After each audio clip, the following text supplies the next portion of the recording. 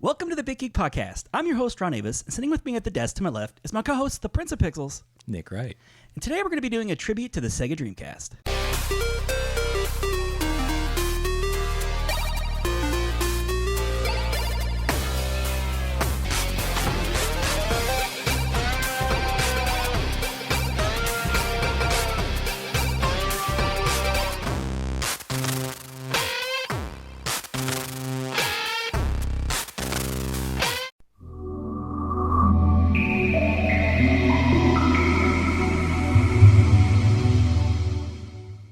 In our last episode, Nick, we were doing the console wars, towards the end of that episode, we mentioned Microsoft and the Xbox, and Martin was he couldn't believe that it had been 17 years since the Xbox was first introduced.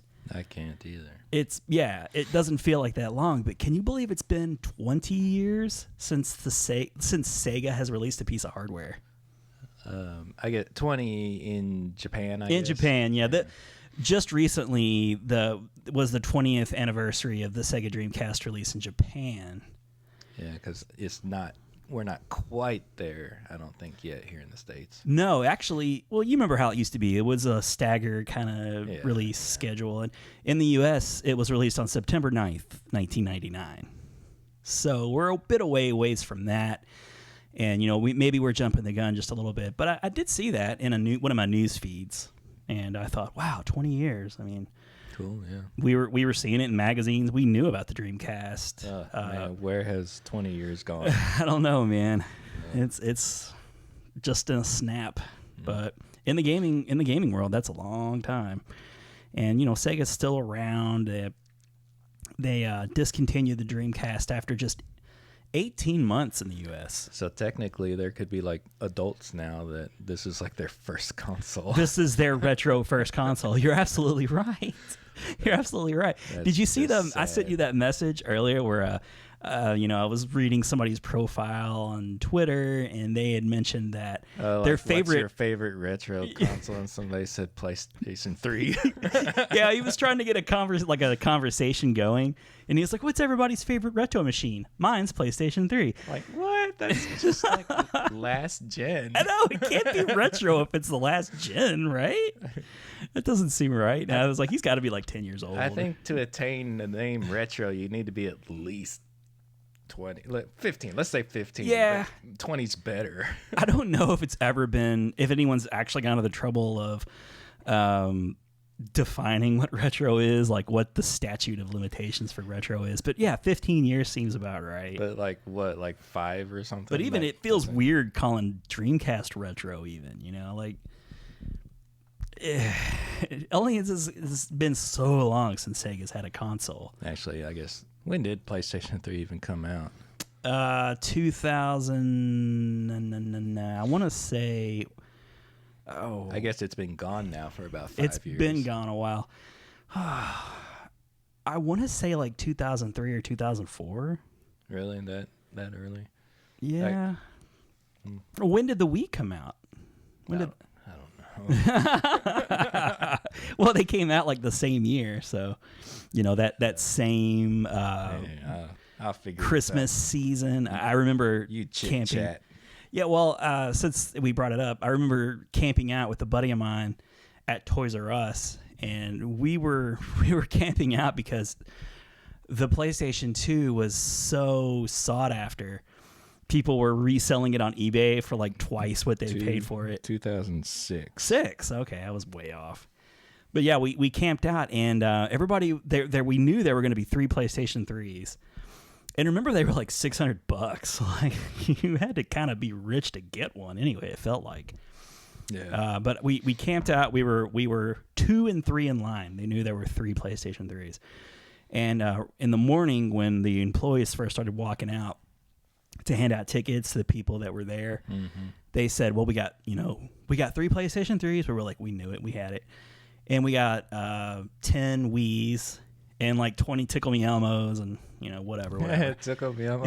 Yeah, well, it wasn't the first one. It was one of the later ones. Oh, and they like re-released it. I guess.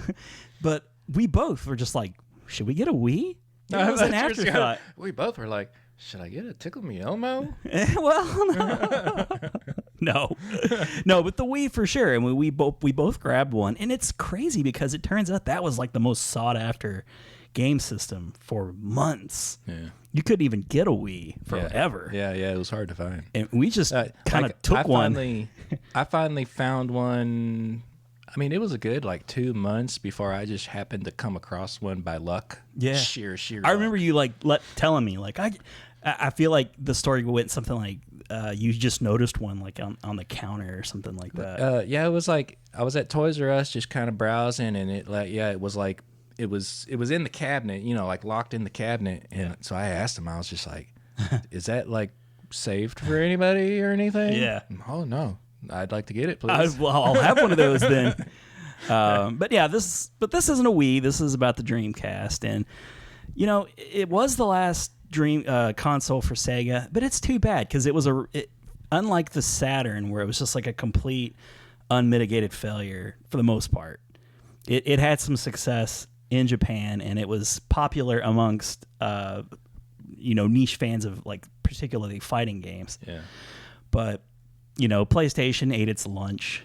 Nintendo 64 ate its lunch, even though it wasn't as successful as PlayStation. I don't remember time frames anymore very good. Yeah. Was this before or after Nintendo 64? After. This was after. This is after Nintendo 64. So 64 had the 4 ports on it first. It did. Okay. Yeah. Yeah, and I'm glad you mentioned the Dreamcast 4 port because that was such a cool thing Nintendo 64 was such a fun console because of that, and it felt like Sega, kind of like how Nintendo with the Switch really did their homework. They were determined to make good decisions. They were always known for kind of extending themselves especially with the Genesis era, where the add-ons and the taking risks and not really panning out. Had a built-in dial-up modem. Yeah, it had a built-in dial-up modem. And you could take it out and swap it out for broadband. That's right, yeah. I never did. I never did either. It actually didn't play too bad with a dial-up modem. I remember playing one of the football games or the basketball game. I can't remember. I don't believe I ever played a game. Like I got on like that web browser like once or twice. Yeah. And I had the keyboard because I got that or I think I got it. I know I got the keyboard. Did you take advantage of that Sega Net deal? No. Because I totally forgot this. One of the things I do remember about the Sega Dreamcast was them like releasing it at this ridiculously low price point. It was like $149. And they did that, I think, in two things. They did it because they were afraid of PlayStation 2 and all the hype that was coming with Sony. And they also built it cheaper, much, much cheaper than they did for the Saturn. Mm. The Saturn was a really expensive piece of hardware. They built the Dreamcast much cheaper. They were a lot more frugal with how they built it. And part of that was, outsourcing companies to, they wasn't like in-house as much. They went out to like NVIDIA, tried to get them to develop a chip, but that didn't work out. Lockheed Martin, I think, was one of the original companies that they had partnered with, and that didn't work out. Yeah. Then they kind of went like they went with, they were secretly, the other companies not really knowing they were doing this, but then they were like the two, like I think one was called like White Belt and one was called Black Belt. And there was one that was headed up by Japan, and that was Visual Concepts. And it was, they were headed up by the guy who developed the Sega Genesis. Oh, yeah. Can't remember his name, but, and their chip was less expensive. And then there was, in the States, they had another project, and that was 3DFX. Mm-hmm. And they were in conjunction with Microsoft. Microsoft was going to use their operating system. And the idea was they would use Microsoft's operating system, and 3DFX they would talk to each other really well. I remember it had like a like Windows CE like logo like on it, like branded on it. Yeah, well the story goes, and I didn't know any of this. Like I was just doing my research before we did the show, and it's odd because as a gamer, Dreamcast came out, it seemed to be really good. We were getting some good games, and then it was gone. Yeah. And as a gamer, you don't really understand like what's going on in the background. Bootlegging was big back then. Bootlegging killed it. Here's one of the points I was also going to make. So like I was telling you, they were doing everything on the cheap, and they released the system at a really low price. Like the PlayStation 2 is going to be $300. They released theirs for $149. And part of their thought process was, we'll sell the system at a loss, basically, and we'll make the money back in software sales. Right. But isn't this the one that you didn't even need like a mod chip. You could just like burn a CDR and pop it in. Yeah. What they did was, and it's really ironic because they were really aware of piracy, and they had developed safeguards to prevent piracy. Like they really thought it through. But one of the decisions they made, instead of using DVDs, because PlayStation was going with DVD, theirs included a DVD-ROM. Right. Sega developed this thing called like GD-ROMs. Right. Yeah. And they were smaller than DVDs. They were about a gigabyte, I think, in size, which was around what a CDR was. It was like perfect. Yeah. But yeah, the GDRs, you're right. There was like 3 levels of what do you call it? Like protection. Like there was like step 1 was, I'm trying to remember. Step 1 went something like, it would notice if you put, how did it go? I'm sorry. I can't really remember like how the 3 steps worked, but step 2 ? Yeah. Step 3 profit. But it was supposed to like know if you put a non Dreamcast disc in, it was just supposed to stop it right away. Right. But the story went something like Sega was developing like a proprietary type CD format where they were going to try and get like CD companies or music companies to produce discs that could play in the Dreamcast, but like not on their computer or something. But that was the exploit that hackers found. Yeah. They utilized that technology that only like 9 CDs or something even could do. Like none of the music companies bought onto it. So, but it was still out there, and they found that exploit, and it was that Echelon person, code Echelon. Yeah, because I remember like every game would like boot up with like that Echelon like logo or something. I don't know. I guess, and I thought I read years afterward that it was an inside. Or at least I should say every pirated game. Yeah. Long story short, I think the pirating of the software put the death nail in for them because they weren't making, and not everybody knows about it, and you had to have a broadband connection to even download the games, and you had to know.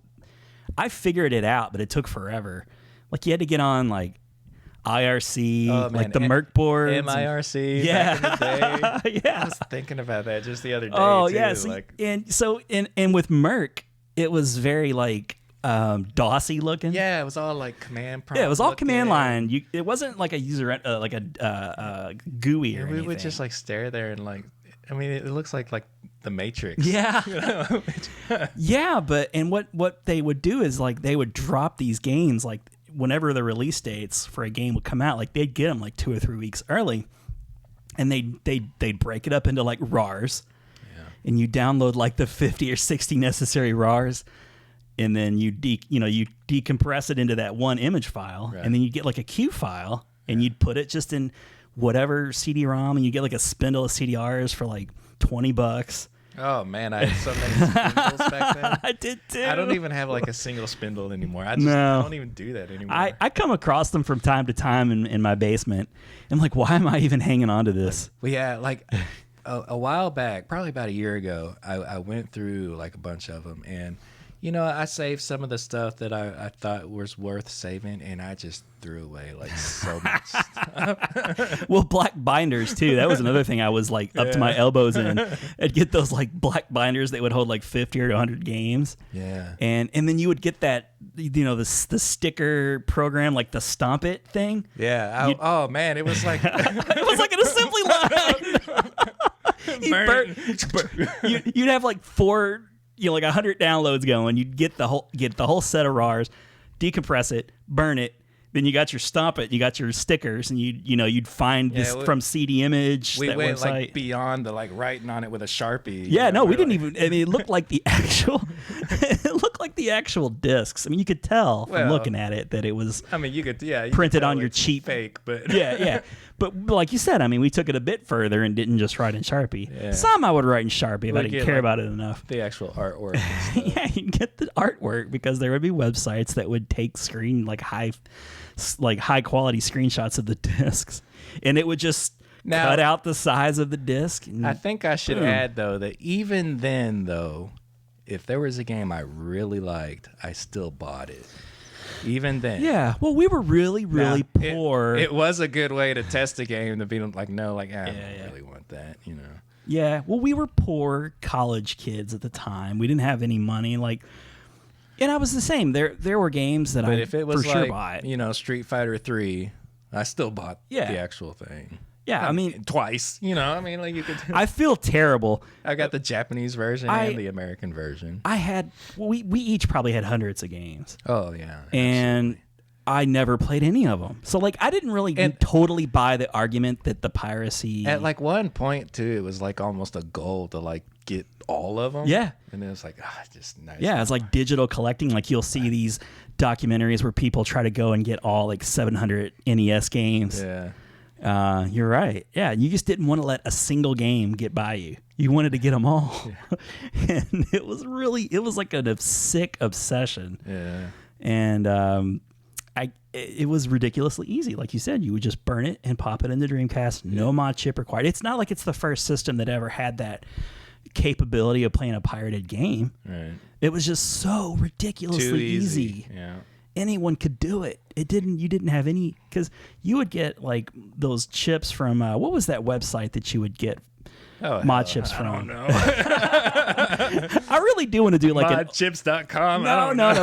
Oh God, I remember because I finally broke down and I'll never forget this. I finally broke down and bought a mod chip from one of these sites, and then, like their ship from China got like confiscated, and the company ended up going under, but like they customs like stopped them, and like the whole entire ship, all the shipments got. Yeah, I gotta remember that. Yeah, so like my package was on that ship, and the company went under, so like I got no refund, no explanation. Right, I just figured it out by reading it on a website.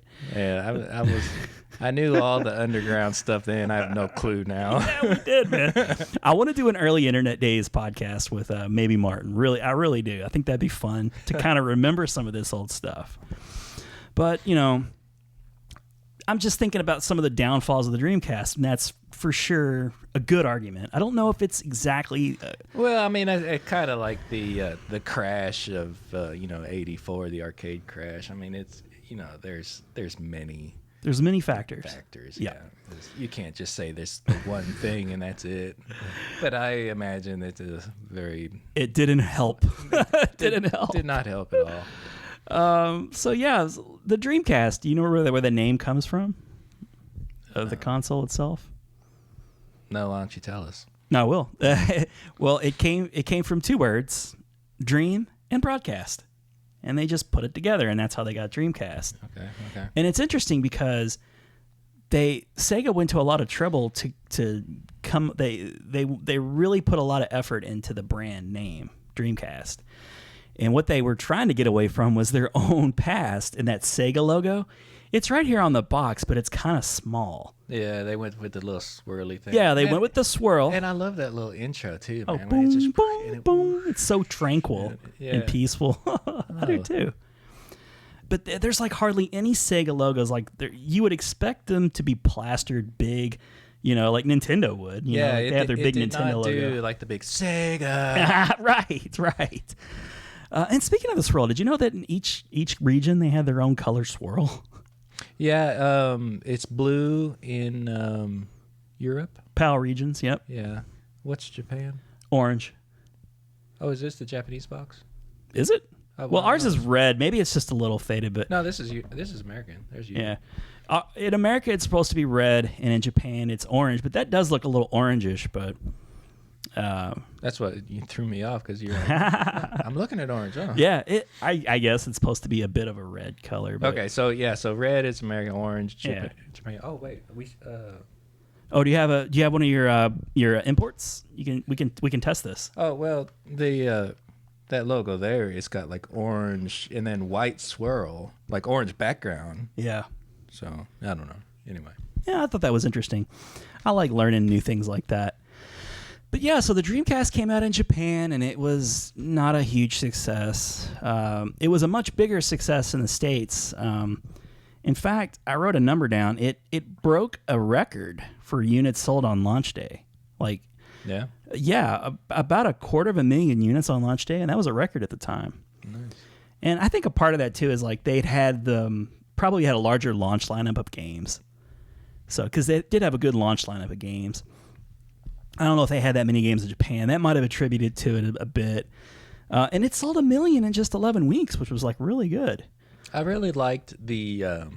It had like the little memory card. That VMUs? Yeah, the VMU that you'd put in your controller. Yeah. And it had that little screen. I mean, when you took it out, it's like a little Game Boy almost. Yeah, it looked like a little Game Boy. Which I feel like was like very like underused. I think there's like so much potential in that. It was that gimmick kind of thing, but it really did have a lot of potential. But the one thing I really loved about it with sports games is it could keep your play calling a bit of a secret. Yeah. You know, in football games in particular, like when you pick a play in a normal video game or whatever, you get 3 plays usually, and you don't know for sure what your opponent picks, but you know it's one of like 3 plays. Yeah. But you could kind of like make it secret in the VME. You could look down at your controller and you could pick it in secret. And I loved that. Yeah, that's cool. It was really cool. And I like Resident Evil Code Veronica. They used like that little screen on the VMU for like your life bar. Oh, so yeah. that you didn't have to like waste space for like a heads up display like on the screen, because you could just have it on your controller. It was really innovative. Did you know that they plan to turn that into an MP3 player? No, that'd be cool. It would have been neat. One of the plans, they had a couple plans before they went under. One of them was to sell a DVD add-on, because they saw that, and you will never know. Like, did the PlayStation 2 sell so well because it was a cheap DVD player?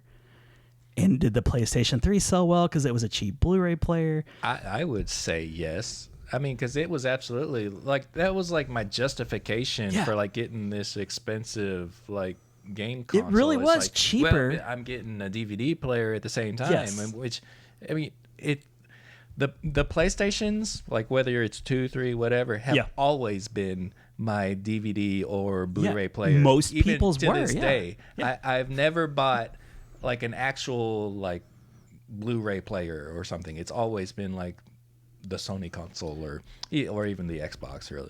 I'd say like 90% of the time, if it's not like a streaming digital kind of like deal, from Netflix, if I am putting in a disc, it's going into a PlayStation 4 or an Xbox One, almost always.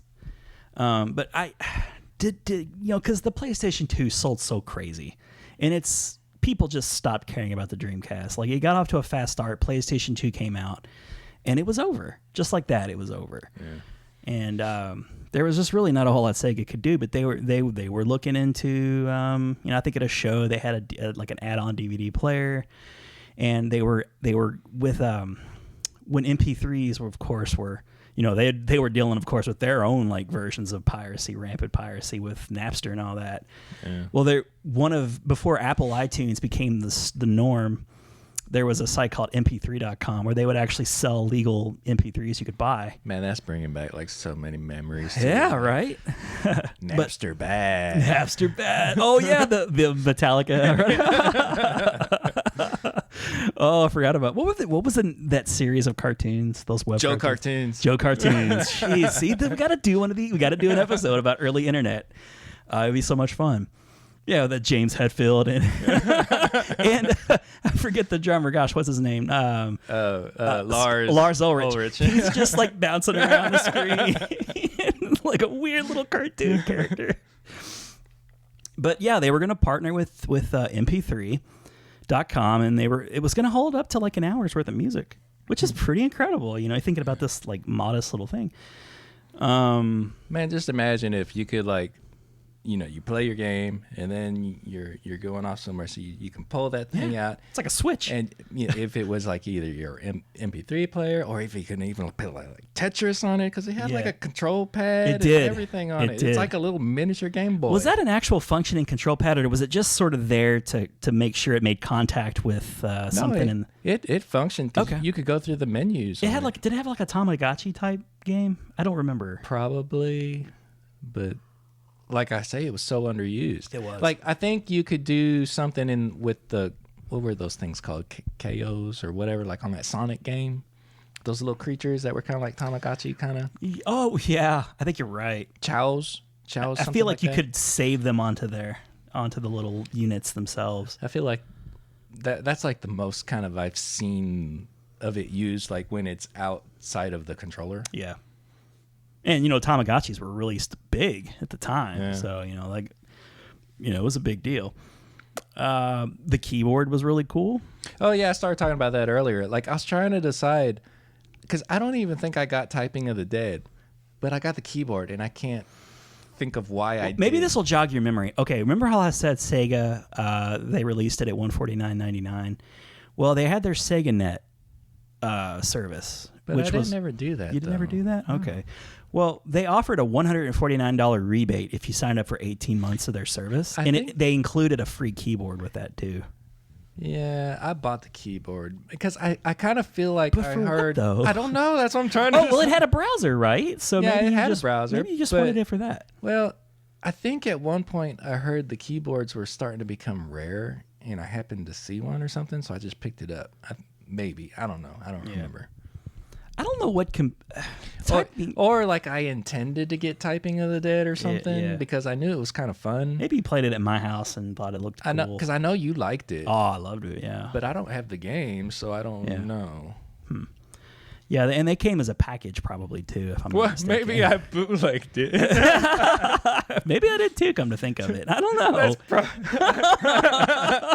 So I probably bought the keyboard, but I just bootlegged Typing. Why would I buy the game? It's not my fault Sega's going broke. They're fine. Sega will be fine. Sega's not going anywhere ever. Oh, that's Lord. Probably it. It very well could be. So we were a bit and of I a probably problem. didn't play it all that terribly much, which because like I said before, the games that I really liked, I did buy. And so I probably, bought the keyboard. Well, obviously, look, you got plenty of Dreamcast games up here on the table. Yeah. These are all your Dreamcast games. I don't have any left. Yeah, and I didn't even bother to pick and choose. That's all of them. Another reason why I think Dreamcast failed was EA, Electronic Arts, had a very lucrative partnership with the Sega Genesis. And when the Saturn came out, the Saturn burned a lot of people, and the games that EA did put out for its support, it didn't sell well, obviously, because the Saturn didn't sell well. So when it came time for the Dreamcast to come out, they were trying to cut corners and be cheap. Well, you know how companies have to pay a licensing fee usually to make games for their system. Yeah. Well, they were giving EA a discount, really cheap. They were just pretty much we need EA to sell the games. We'll give you a discount. Well, they couldn't really afford to give them the discount because they were just pinching pennies, and they had to pay everybody else. And EA said no, they weren't going to do it. So that's largely why they never put out any games for the Dreamcast. And with no EA, you got no EA sports games. Sega didn't suffer too much because they did have their 2K series, but EA's a lot more than just their sports. Yeah, because Sega had their own line of sports, right? Sega Sports. Yeah, the 2K. Yeah, they invested something like $5 or $10 million in one of the studios they were an up and coming studio, and they were very, very good games. So they did sell, but I mean EA no Madden as a killer, no college football, no hockey, no FIFA, no all those games that are just money makers. And EA would have all their little secondary games too. They didn't just do sports games, so they were just not on there. So that hurt them too, I'm sure. Let's see. Do I have anything other interesting things? Oh, Dreamcast was the first system that actually had a built-in VGA support, which was very unique. You could actually hook it up to a monitor, a nice monitor, and it would like actually play games in like 480p, which is unusual at the time. Well, you had to get a special cord to do it. Yeah. Well, no, yeah, it didn't come with the it Dreamcast, but like in the back of the Dreamcast, and you just screw in a VGA cable. exactly. Yeah, because the only reason I remember that is because I went through a couple of those cords, because it seemed like after a while, like you would have to like push some pressure like on it, because is that right? It wouldn't make it like a good connection, and like it would get kind of fuzzy. And I realized like if I put a little pressure like on the that can't be end good. of the cable that. Oh, it clears it up now, so I would put like a weight on it or something. I would do the same thing, yeah. And there's one other huge factor that I'm going to save until it's an appropriate time to talk about it, but I think it was another thing that just really killed them. They gambled big on something and it didn't pay off like they needed it to. Okay, so that's just a little bit of history on the Sega Dreamcast. I think we were both fans. Oh man, I love the Dreamcast. It's a really powerful. It's a shame that it didn't last terribly long. Yeah, just 18 months in the States, and it was discontinued. And then it, things would go on. People would put games out for it, but it had really good. I remember Capcom really supported it a lot. Oh yeah. It was a good little third-party machine. It just was missing EA. Yeah. And unfortunately, the strain and the stress of failures from generations past, so they just couldn't dig themselves out of a hole. I'm looking at my games now, and probably like 50% of them are Capcom. Yeah, and some Namco games. But yeah, Capcom was a good. This is back when Capcom was still like quality. Like they were putting out quality stuff like all the time. Namco, where you seen Namco? Soul Blade, Calibur. Oh yeah, okay. Calibur. Yeah, okay. One. Well, is that Tecmo or Team Ninja? Did Team Ninja do Dead or Alive? Yeah, that's Team Ninja. Yeah, it's Team Ninja. Tecmo was Team Ninja, I guess. But anyway. SNK, got that King of Fighters. I can't see what's in front of here. Yeah. So we talked about a little bit of history. Then what we're going to do is we're going to start talking about some of the games that we like for Dreamcast. Kind of our old, we'll pick 10 games that we like, talk about them. Oh, just like the old days. Just like the old days. And but I really wanted to just sort of celebrate the Dreamcast, talk a little history. I just found a lot of that interesting because I didn't know any of this stuff. We got the benefit of the internet to do research on. And this is all stuff that people in the industry were all aware of at the time. And if you were reading, the proper publications, you probably could know this information. But, EGM wasn't really covering any of that. Yeah. So I just found it really interesting to all those like little things that led up to their ultimate demise. And Sega's still around making software. I was talking to you before the game. I was like, what is Sega doing now? Because they supported a lot of Microsoft games for a while.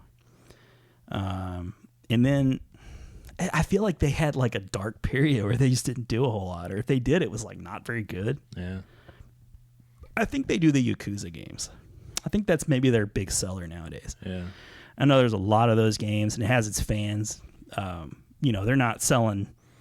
Well, and they still like kick around Sonic a little bit. I mean, it's well, and they make bank on their collections, like their Sega Genesis collections, and they stay a little bit relevant due to their old IPs.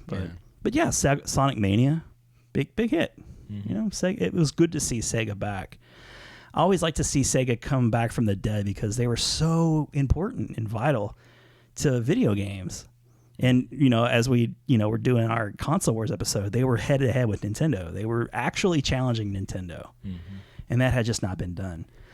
We're going to do our 5 and 5. And, Nick, I'll let you start off with your first game. No, that's fine. Did you want to talk about? Flip for it, but you just let me go. No, I'll just let you go since I got to go first. I think the last time we did this format. Oh, okay. Yeah.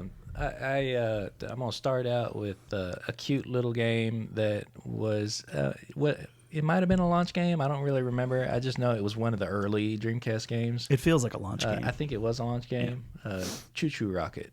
Yeah, that was a fun little game.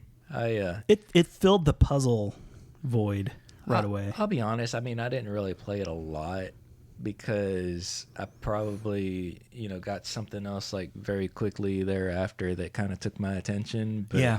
But it was fun. I mean, I like ChuChu Rocket. It's a simple puzzle game, so you're not going to obsess over it like you would maybe some other games. But it was a fun game. And I just kind of want to... It took advantage of the 4 players. I want to give it a shout out, though, because, I don't... It was unique, It wasn't like something that was on, like, every console at the time or something. It was unique to Sega Yeah. and the Dreamcast. You're right. So it's a definitive, like, Dreamcast title, I think. Yeah, good call. Yeah, I'm trying to remember ChuChu Rocket. Like, there were the little mice, and you would kind of start the game by placing arrows. Yeah, and they would just kind of like run in a line, and they would like follow those arrows. And like really fast. Like, it's real fast paced. Yeah, it's very fast, and you got to like get them to go into that rocket, and that will just take them off to safety. Oh, where is that? It's up here somewhere. Oh, is it? I was trying to remember like what the cats do. I guess they kind of chase you around, but... Well, yeah, because like every few seconds there would be this like randomized wheel that would spin, and it was chaos always in that game. Man, you know what's bad? What's that? This is legit. This is the actual... It's not like photocopied or anything, but look how like pixely that artwork is. It's like so blurry and pixely. It's not high DPI, is it? Yeah. Man. At least I think it's legit. That's a pretty good job, Nick. You got like the insert and everything. With all that counterfeiting going on in those days. No, this is legit. Oh, yeah, and it's like online multiplayer, but I don't think we ever did that. I don't think so.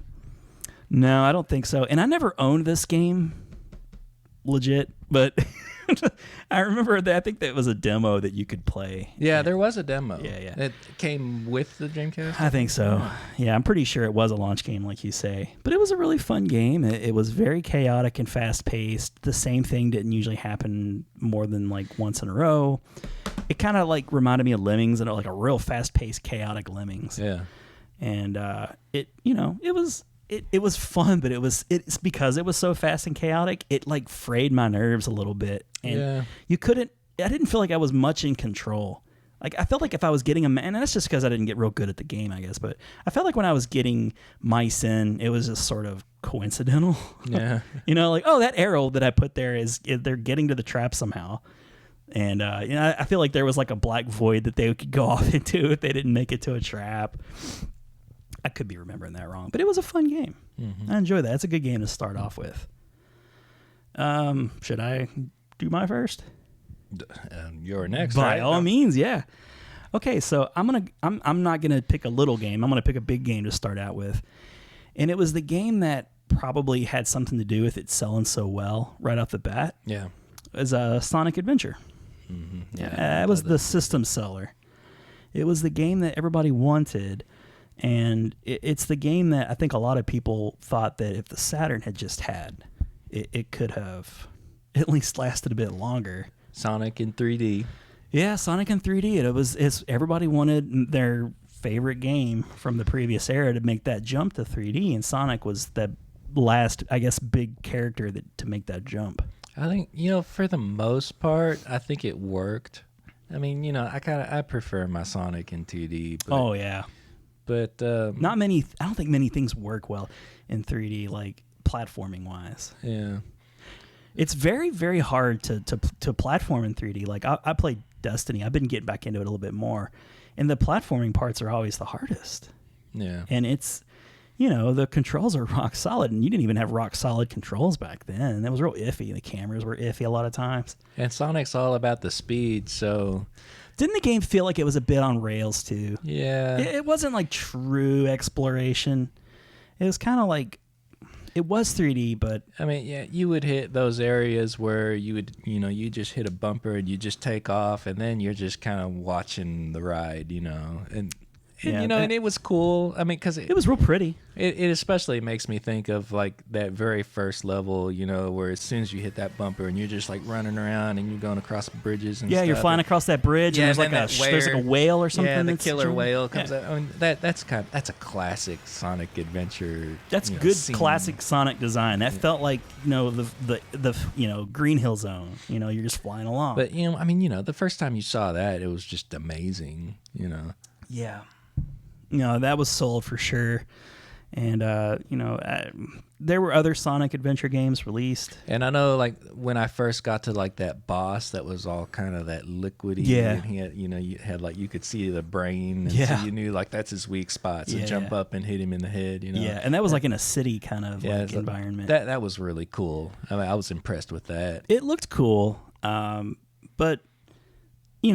it didn't have any depth to it. I don't, it doesn't really hold up now, but it's not going to look pretty now. Yeah.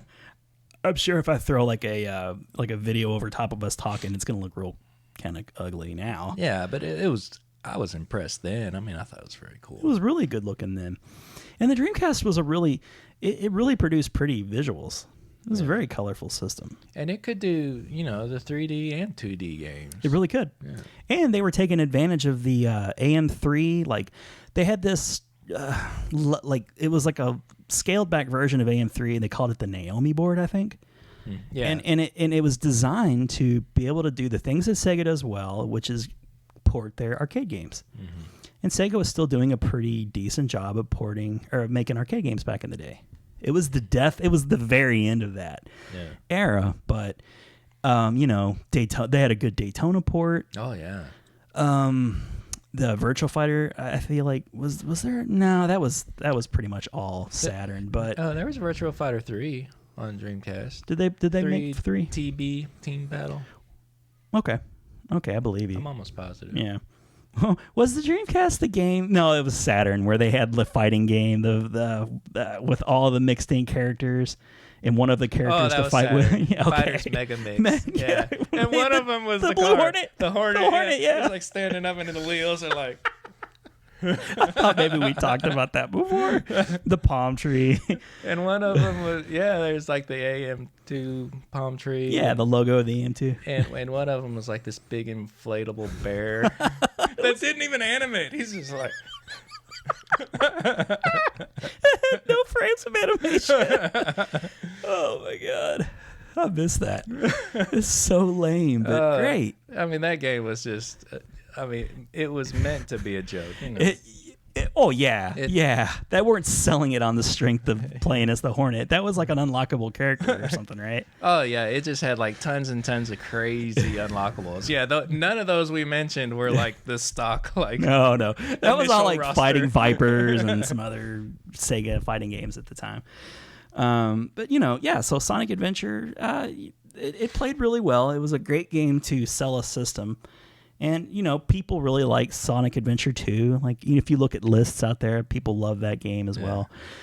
I didn't love it as much. I never got into it. It's like, the first Sonic Adventure was like the taste of it. And then I was satisfied. I was like, I got my fill of Sonic. Yeah. I don't need the 2-3 subsequent sequels that are just tiny iterations over the original. Yeah.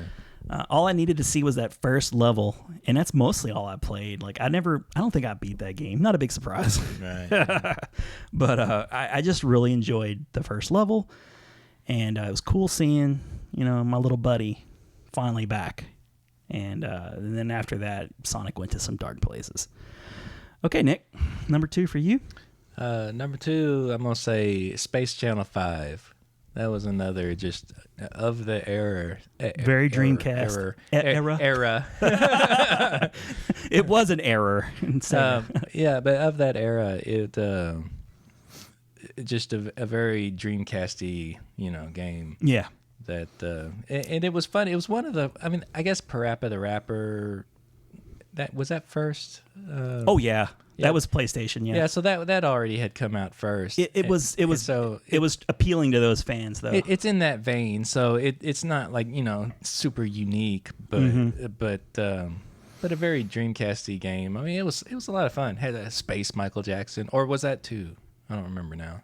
I don't know if it was one or not. I I just remember the girl with like the ooh la la. Ooh la la, yeah. I love the way she walked in the beginning. Like when she would just kind of like swing her arms. Yeah, she had that swagger. Yeah, she really did. Yeah. And it was like, shoot, shoot, shoot. Yeah. Oh, yeah. Yeah. But you're right. It was very parappa. Yeah, up, down, shoot. Shoot, shoot, shoot. And she kind of like an entourage behind her, and they would shoot. Yeah, like every time you would do well, yeah, they would like join your little entourage, and they'd all dance and stuff. Yeah, it was fun. It was fun. And it's a cool character that I don't. But like all those games we've mentioned, it's like, I've played it a little bit, but never beat, Yeah, never beat it. It may have. It's funny. It was in between crazes because Parappa the Rapper was very popular, and then the rhythm games, they came and went. And then they got huge again, but with licensed music. Yeah, that was kind of the big difference. And so, like, it wasn't all licensed music. It would have been maybe if they had licensed music to go along with it. So there was like a Michael Jackson character in a sequel? Yeah, one of them had Space Michael. Space Michael. Real Michael Jackson? Well, they just called him Space Michael. Oh, okay. It was like obviously supposed to be Michael Jackson. Yeah. I mean, because Michael Jackson was like always like big with Sega. He was, yeah. And he was supposed to do like some of the soundtrack for Sonic 3, I think. Yeah, and he was a big Sonic I don't think fan. they actually called him Michael. Was he like? Jackson? I don't remember. You have to look it up. That'd be great. Yeah, I didn't own Space Channel 5. I did recognize it as I liked what they were going for, and I feel like they achieved it. That's not. I don't think that I didn't actually buy that one. Yeah. So one of those games that we don't own, but you recognize it. I like that you're picking games that are very like distinctly Sega. That's cool. Yeah, I mean, I don't know if I did that necessarily. If I just made a list of the games I I bought, it's like all fighting games, and I don't want to. I mean, because like a lot of the fighting games were on other consoles, so I want to say things that are Dreamcast. Was there a fighting game that was best on Dreamcast that you think? That was on other consoles, Yes. but Dreamcast did it the best? Right.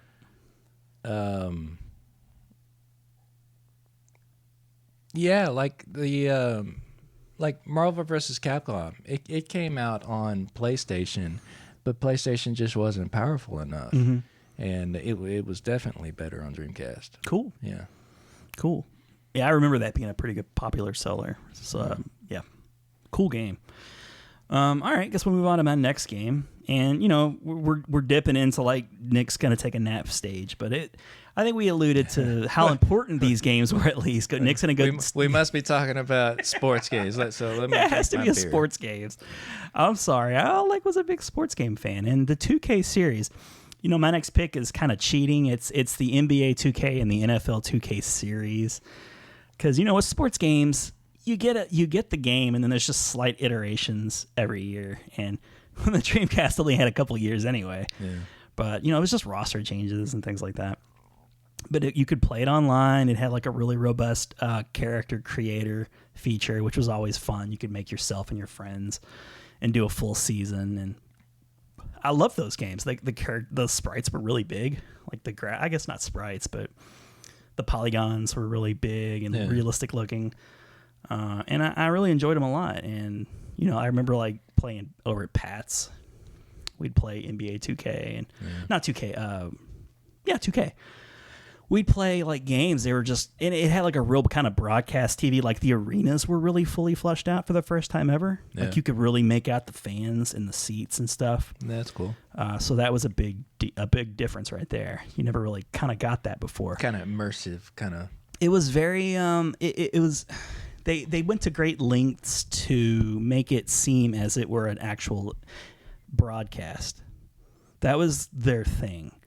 If you, and I remember being in a Meijer once, and if you just left it in attract mode, where it would play a game out in real time, but all in cinematics, different angles, and it just from far away it moved like the players moved.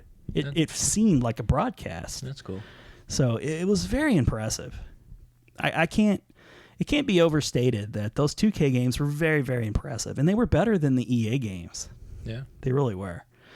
So yeah, EA, they took their ball and they went home with it. But Sega at least had that ace up their sleeve. Like they weren't necessarily missing out on a whole lot of money because of, at the very least, the basketball and football games. And those are only big sellers in the States. They don't do that. That doesn't move the needle in Europe, and it doesn't move the needle in Japan, obviously. So, but in the States, it was a big deal. Cool. That's my number 2 pick. Nick, what's your number 3? Number 3, I'm gonna say Soul Calibur. Oh yeah, it was a really good game. It was, and I mean, I'm gonna be honest that, all these fighting games you see I've got lined up, that these other fighting games I kind of like better than Soul Calibur, but Soul Calibur was the Dreamcast, title. Yeah, that was the one that, like, you couldn't get anywhere else, kind of a thing. Right. And let's see. So it was a sequel of Soul Blade, right? Yeah, which Soul Edge was. I'm trying to think of or was it Soul Edge? Well, that's what I'm trying to cite. Is like the arcade was one name, and then when it came out on the PlayStation, it was another name. I think Soul Edge was. It might be vice versa, but was the arcade game, and then it came out on PlayStation, and they changed the name to Soul Blade, and then the sequel was called Soul Calibur. Right. And then, which is funny because Soul Calibur is the sequel, but then the sequel ended up getting sequels. So everything from then on out was like Soul Calibur 2, Soul Calibur 3, Soul Calibur 4. Yeah. It's just kind of interesting the way they. You're right. That. Yeah, it's like it's almost like a subtitle, like to give it a name. Because this is actually the sequel. Yeah, this is like Soul Blade 2 or Soul Edge, whichever way you look at it. Yeah. But then they just were like, we like the sound of Soul Calibur. Yeah. So they ditched the other thing and just kept annualizing Soul like Calibur. They were like the prototype. And they still make Soul Calibur games. Like I think they're up to like 7 or something by now. And actually I haven't even played the newest one. And I was kind of looking at it. I'd like to give it a try. Yeah. I mean, because like the character, you're talking about the character creation in the sports games. I mean, they're known for it in these Soul Calibur games. Very fluid. Oh man, like all kinds of choices of just you can make all kinds of stuff. Yeah. So I really enjoyed the character that had like the nunchuck or whatever. Oh, me too. Li Long. He's so cool. No, actually, I'm sorry. It was Li Long in the first game. It's Maxi in this game. Oh, Maxi. Okay. Yeah. Which I mean, they're basically the same thing. They just look different. Yeah. But yeah, I like. They had archetypes in fighting games. Yeah, for sure. Because he would just swing those nunchucks around. And he'd do that move where he like spins them on his feet. And I liked it too because like if you got a kill or a takeout, like it would do those like animated like replays. Yeah. In there was like a narrator guy, like a commenter guy. That was always the coolest thing about this game. Yeah. It's like the sound is like so stilted, but still it was so cool at the time. This victory strengthened the soul of Voldo. Voldo wins. It's like, Mitsurugi wins by ring out. Yeah, I remember that. But it was also very dramatic, like there was a definite cinematic feel to that game as well. Yeah. It felt like you're watching like Kung Fu or something. It was really cool. It was unique. Yeah. I feel like with the weapons, it kind of felt a bit different than the other series, and it never lived up to Tekken or obviously Street Fighter or even Mortal Kombat heights. But for like a couple years, Soul Calibur was, synonymous with fighting. Yeah. It was when's the new Soul Calibur game coming out? But yeah, that's a good pick. I forget how the. I wonder if you could play it online. If it was an online playable game. I don't know. Maybe not due to the graphical power of this thing. VMU compatible. I wonder what it did with the VMU. I forget what it said for like the intros of like every fight, but it would say like this long thing. Dude, yeah, he wouldn't shut up. Like he's like, I forget. It's like spinning around and he's talking his head off, and you're just like, oh my god. Yeah. It was great. It felt very, very quality. Yeah. You knew you were playing something good when you turned on Soul Calibur. Yeah. It was a really cool game. Was it Soul Calibur 2 that did all the different systems and had the exclusivity? Yeah, that might have been the start of like each console got like its own like guest character thing. Yeah. Xbox got Spawn. Yeah, there was like because one year it was like Spawn and Heihachi, Link and Heihachi, yeah. from Tekken. Right. GameCube got Link. And then another year they did like Star Wars stuff. There was Yoda, Vader. Oh, Vader, yeah. And yeah. And You're right. I forgot about the Star Wars what's stuff. his name? Star Killer or whatever his name that was in that Force Awakens game. Yeah, so that was pretty cool. Yeah. So, they were doing something a little different, and it was fun. Because if you had multiple consoles, that got people to buy the game multiple times. It was very smart. Oh, I want the one with Link. I always felt like the Xbox got like the crappy because they didn't have any. They didn't have any hit unless they were to do Master Chief. Like they just didn't have anything of their own really at the time. Yeah. So like Spawn. Yeah. Yeah, he's kind of cool, I guess. But was he even all that popular then? I feel like he was a very early '90s, maybe mid '90s popular thing. Yeah, I don't know. Well, maybe there was a game coming out, like a recent game. Okay, moving on to my number 3, which is number 6 overall. Oh, this may very well be my favorite game on the entire list. And that's Crazy Taxi. Oh, man, I love Crazy Taxi. It's time to make some crazy money. Oh, man. This is one of the very last games I remember being like pumping quarters at the arcades. Offspring. Oh, man, it had that Offspring soundtrack. Yeah. I love Crazy Taxi. Oh, yeah, man. That just flying down the streets of San Francisco. They re-released Crazy Taxi on, was it Xbox 360 or Xbox One? I think it was 360. Just about everything, maybe. But they lost the license, and it didn't have the Offspring soundtrack. It just was not the same. Oh, no, yeah. Oh, man, I just didn't even really like it Did they try to put some Offspring-ish song in its place? I don't even remember. But it just wasn't the same. Yeah, the licensed music, and was there a Beastie Boys song in there too? And the Offspring was the one everybody remembers, though. Yeah, I don't know. It was so frenetic. And I remember one of the things about Crazy Taxi. But first of all, it was a really good port of the arcade. Yeah. The only thing you were missing was like the wheel and the gear shifter, man. It was so faithful to the arcade, and it was that Naomi board or Naomi. graphics. Naomi, yeah.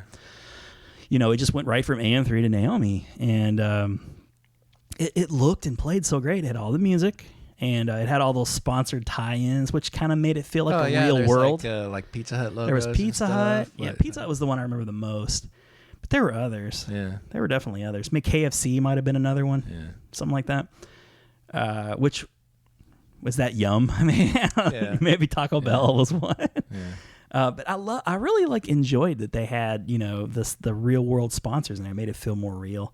Oh, and even the the cities were it was faithful to San Francisco. Yeah, very faithful. I don't know the geography of San Francisco at all, but it had the hills and you could see kind of like the bay in the back, and it looked very San Francisco-y to me. Now another game. Well, and I mean, really, it's an arcade game, so arcade games aren't really meant to be played through until you. Yeah, we talked about that before, right? Yeah, so, but it is a game that I love just playing that first board, and you play it for I wanted to beat my previous score, or time, whatever. It was something I wanted to keep playing again and again. Play for a good 5-10 minutes, and then you move on to something else. But you just constantly pick it up and just love playing that first. Yeah, and that may sound like a bad thing, but it's completely got what you wanted. Sometimes you just love playing just that real quick game of, whatever it is. You get a bit of an adrenaline rush. It doesn't have to be like a 3-hour long, session for an RPG or something. Sure. Not everything can be Legend of Zelda Breath of the Wild. Yeah. Sometimes all you really want is just a perfect arcade port. Yeah. And fun music.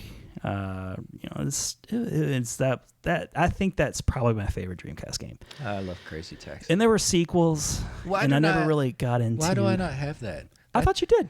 You don't have it? I don't think I do. Oh. I definitely had that game. That's definitely one that if I go to a game store or something and I see it, I would buy it. I'm ashamed that I don't have it. It didn't survive the purge, the video game purge of whenever the year that was. Yeah, I guess not. I'm ashamed of that. You kept all your fighting games, your beloved fighting games, and you kept ChuChu Rocket. Yeah, I don't even know why I got ChuChu Rocket really, but whatever. Well, it's an appealing case. I like the way it looks. I mean, from the side, the poor quality print, the poor quality of the back. Yeah, I'm gonna put up a picture of that back. When we flipped it over, I was like, "The heck is this?" So fuzzy. I can't even read it. It's like they blew it up so huge. Like Is that a photocopy? This is meant for a matchbook, and they blew it up huge. Oh, this is better. Yeah, I mean that looks clear. What happened with ChuChu Rocket? He cheap it out. I told you Dreamcast was like doing things on the cheap. He couldn't even afford larger size images. They just had to blow it up. Nobody will notice. Well, here's some artwork that's 200 by 200. That's exactly what it's like. It's going to need to cover this just 1,200 by, just stretch it out. Nobody will care. Blow it up times 500, it'd be all right. Maybe in 20 years, somebody will pick up on it. And I guess they figured. That was just like one of the last great arcade games. And it had a sequel, too. It had sequels, and I might have picked them up. I don't know. I like the cast of characters, too. Like, you had the cool guy in the convertible with, like, the bucket hat. I always played with, what's his name? BD Joe? Something like that. BD Joe? Yeah, we're gonna have some fun. Hey, it's time to make some crazy money. Are you ready? Here we go. Was he the black guy? The black guy. Yeah, that's me just, like, too. smiling. Yes. I always played with I him. love he was so cool, man. He was just like laid back, and I think they all had the convertible. I guess that didn't really matter. But there was they did. They all had a different car.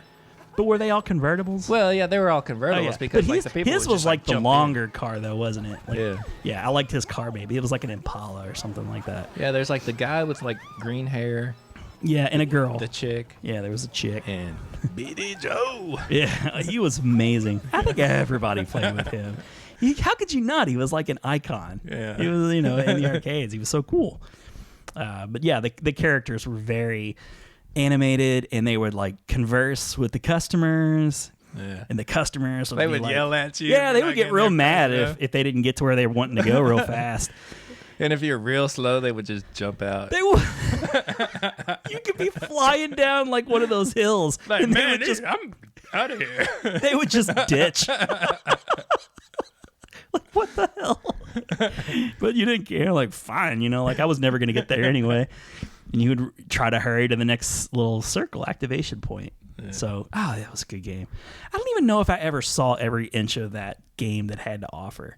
I wonder if like there were areas that would unlock to you the longer you went. Maybe. I don't know. Yeah, I don't know. I always feel like I always saw the same places, but it was okay. Because I guess like it's just always in the same map. Yeah. I mean, basically, right? I mean, Well, it's like I've 'cause never you seen just, the map blown out. Like I don't know what all there was. You just continue going until you run out of time. It could have just been like 4 or 5 streets with grassy areas and like park areas in some places, because you could just fly through those park areas if you need to make shortcuts. Yeah, with like fly through go up like a grassy hill. Yeah, and when you're making good time and you're doing good, the passengers are loving it. They're like, woo, yeah. They're loving every second of it, man. They didn't care. They'd throw you your money, you go get your next fare. A very simple concept, very, very much made for an arcade, munch quarters, but it fit the bill for a Dreamcast. Yeah. It was probably their last really great arcade and port. Yeah, yeah.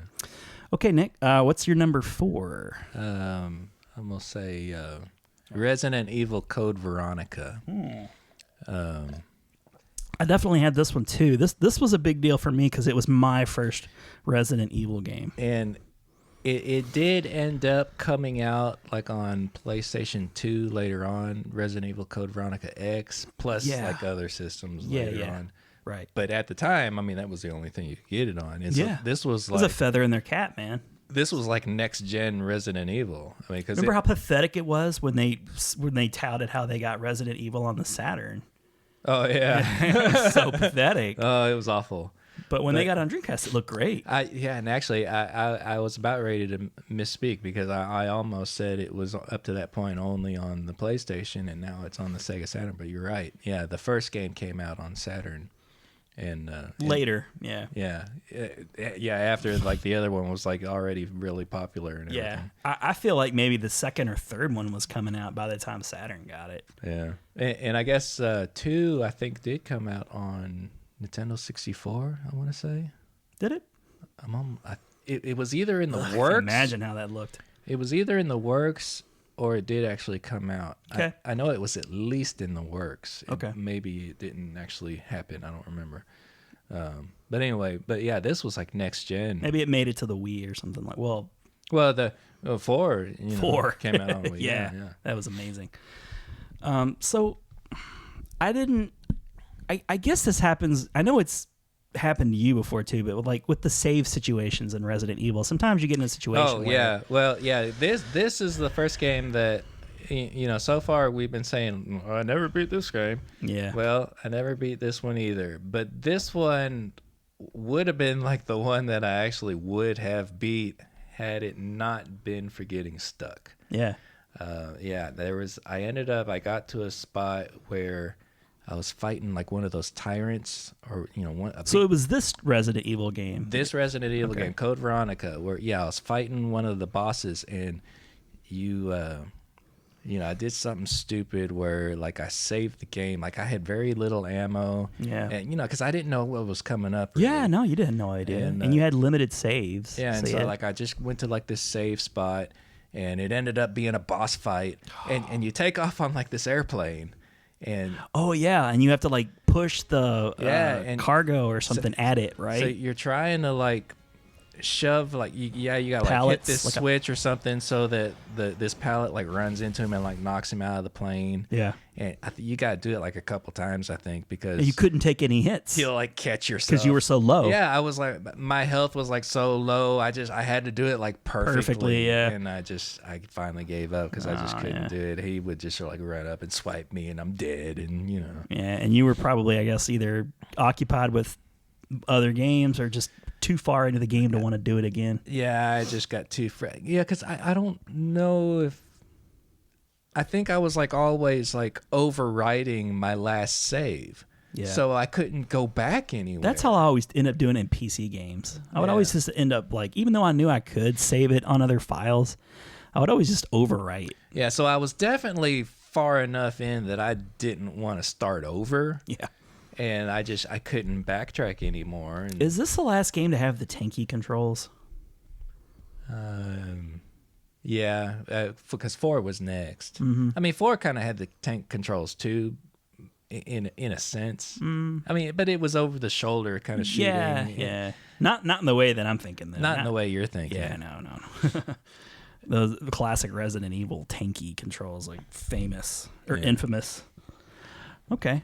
But I mean, I really liked the game. It just, if it wasn't, it was really good. Stuck right there, then I definitely. I feel like the voice acting was a little better than people were given like Resident Evil credit for early on.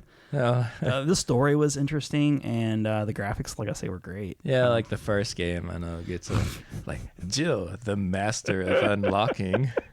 There's all kinds of localization issues, and you can't pick on video games, especially from that era. Not one particular video game. Man, but that one was for sure one of the famous examples. Like Code Veronica, I remember like a early like CG scene that it's the very beginning of the game where I almost said Jill. Claire's the heroine in this game. Yeah.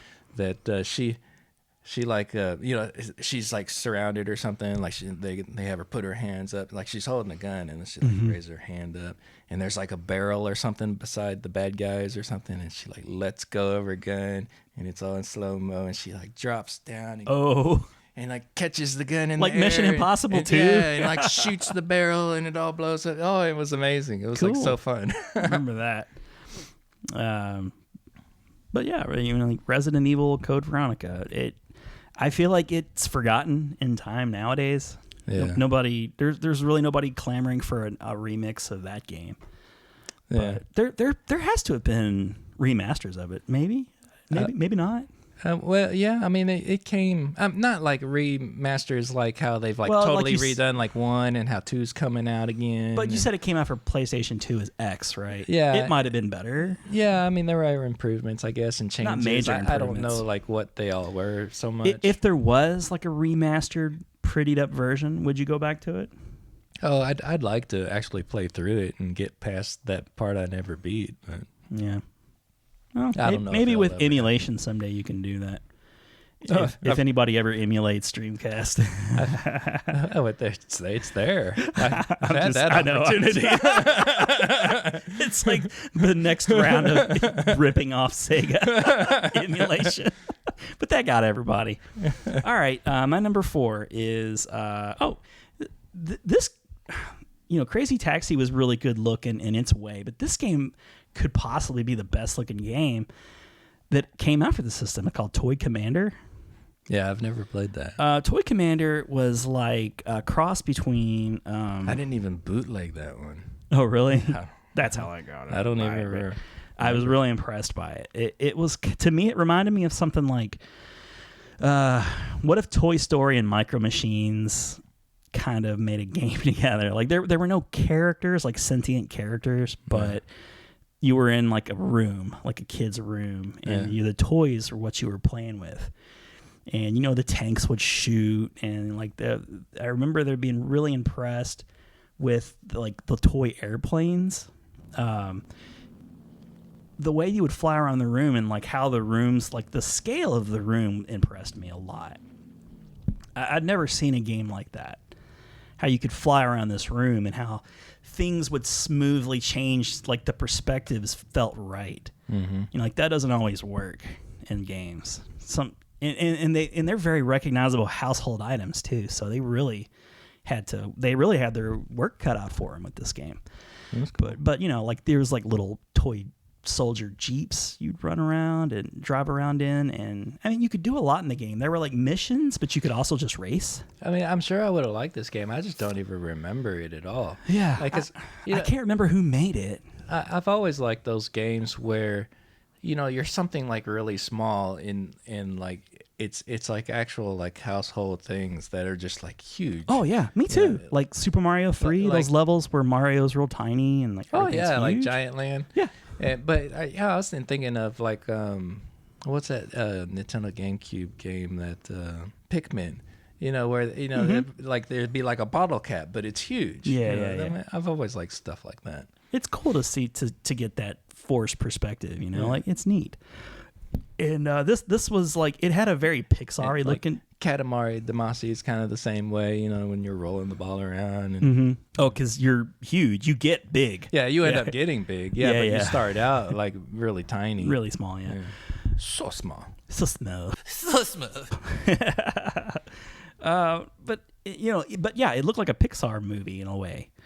And it was out, it was released around the time of like Toy Story, like 2 or something like that, in like late 90s, mid to late 90s. So, if you had a game that could pull off that look pretty convincingly, then, it was neat. It had nothing famous tied to it. There were no movie licenses tied to it.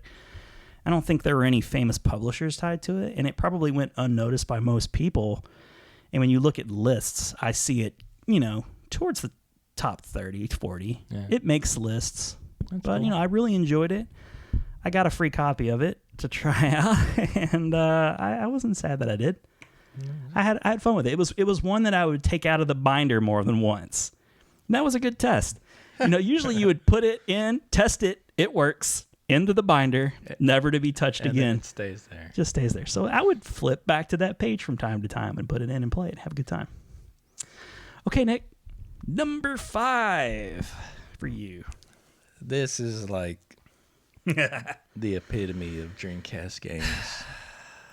Shenmue. They're opus, man. Yeah. Okay, let me share my little factoid. Factoid. Okay. Sega spent $47 million to produce the first Shenmue game. Wow. They spent $70 million to produce the second Shenmue game. Oh, yeah. Yeah. Now, which never even came out in the States. Like that's what's crazy. There was an American version that it came out in the Europe, the PAL version, but it never came out in the States on Dreamcast. Now, those types of factoids you hear were like, it takes this many ladders to stack to the sun, or like something that I don't think anybody like really checked the math on it, but maybe somebody did. I guess it wouldn't be too hard. We're talking numbers here, like prices. They said, I read in another article, that in order for that game to break even, every Dreamcast owner would have had to have bought 2 copies. Are we talking of Shenmue 1 or Shenmue 1? Okay. I don't know the anecdote for 2, because like you said, they didn't even release it in the States or whatever. Shenmue 1 was actually a gift from a girlfriend at the time for me. Yeah. So another layer of specialness. Yeah. So yeah. Were you talking about it? Was she a gamer? Not at all. No. Okay. Not at all. It was just like spontaneous too, because we were just like at the game store, and I'm just like, I'd like to get this game, and she just bought it. Nice. All right. I'm sorry that didn't work out, Nick. Me too. But yeah, that's that Shenmue. I'm gonna let you just talk about Shenmue, because I didn't ever play it. Well, I hate to say it's another one that I never beat. That's okay. It was a big game, right? It was a very, very big game. I got very ambitious. far to the end, though. I know I was very close to the end. This may be the most ambitious game ever. But I love just like not even doing anything in that game. You just like walking around and just like living life. You just like stroll around town and go to the arcade. Mm-hmm. Buy like little capsule toys and like, oh look, I got the little Sonic the Hedgehog, like things that cost like $0.25 or whatever. Yeah. I just love doing stuff like that. You walk up to like the soda machine and get a soda. Did it have any VMU support? Like, could you pull up things you bought maybe in that? I don't think it did. I don't even. Were they just completely off the wagon by that I don't point, remember like looking down at the VMU at all. Yeah. I don't think so.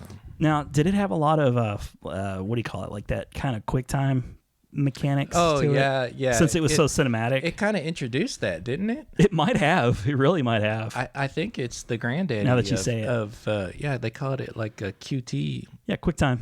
Yeah. Well, I mean, I know it's QuickTime, but okay. It was like specifically like QT events, which stood for QuickTime. Sure. And, but in the game, you're saying they referred it to as QT? Yeah, like in the instruction manual. Like, where's it at? Look at this. It's 2 discs. Yeah, it's thick. I remember. Is it more than 2 discs? One is like a special disc. Okay. The game is just 2. I just kind of remember that it was like a big deal that they're. Well, there's 3 discs like in a special. Introducing. Oh, okay, my bad. Oh. Like they're introducing Passport. like this new, like QTE, because it's like they're introducing this new style of gameplay kind What's of this thing. passport thing all about? It got its own book. I don't remember. Okay, fair enough.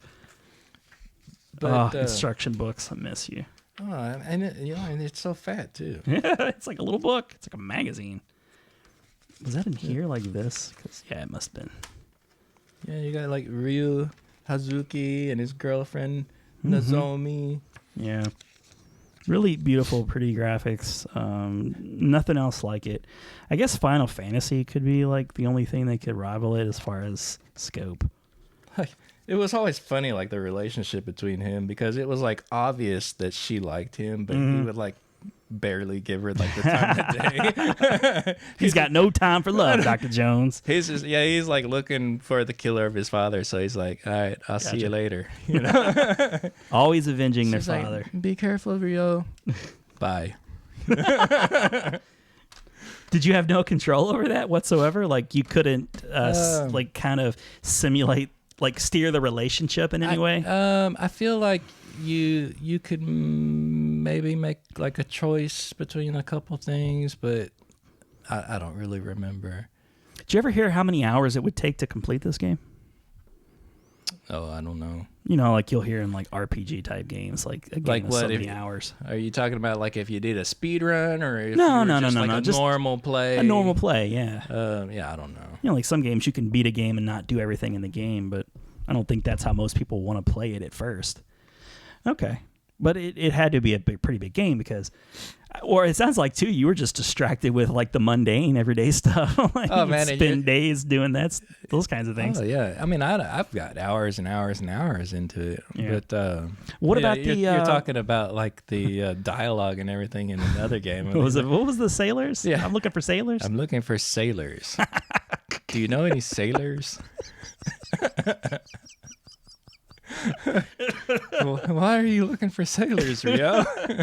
Just out of nowhere. Yeah, he would just like walk up to like random people. I'm looking for sailors. You didn't choose that bit of dialogue. It just he No, would yeah, say it. he would say that. Yeah, yeah. Oh my god, that's hilarious. Yeah, that's infamous dialogue right there. So with the let me ask you about the remaster that came out. How far are you into that? Because I see you like will post stuff on the Twitter occasionally. Yeah, I I don't really know how to give it like a time frame of Okay. how far I am. I didn't know if it had like a percentage, like now more modern games. do. There's a bit in the game where like Are you further along than you were? No, I'm not that Okay, far okay, yet. No. Like I just like found some sailors in the bar. Like I got past that point. You found him. Yeah, and like I'm supposed What to does he do with find, them when he finds them? um, He buys them a drink. Yeah, there was one thing where there's some guys playing pool, and like I screwed it up. Like if you shoot the shot, and like you sink the ball in the hole, they'll tell you something. Oh, okay. And if you screw up the shot, then you got to go find out the information. So you're some you're other like way. you're kind of hustling them for information. I screwed up the shot, so they wouldn't talk to me. That's kind of cool though. Yeah. That's neat. Now, have you cheated ever at any point and watched like the like a YouTube video of the ending, or you have any idea how it ends? I had well, I mean it kind of I think it kind of ends on like a cliffhanger because it goes into Shenmue 2.